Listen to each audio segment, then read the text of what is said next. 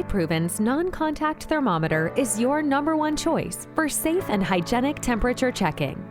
Designed to measure body temperature at a distance, the no-touch thermometer is not just accurate, but also hygienic. Hold the thermometer at a distance of 0.4 to 2 inches from the forehead for the best results, or check the temperature of any object or room.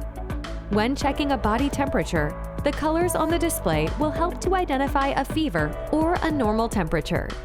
With the no-touch thermometer, you'll receive a set of batteries and a user guide with clear instructions. Get the forehead thermometer ready by sliding open the battery cover. Insert the 2 AAA batteries according to the plus and minus.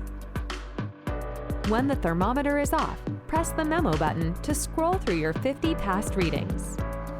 To mute or unmute the device, press the set button shortly when the thermometer is on.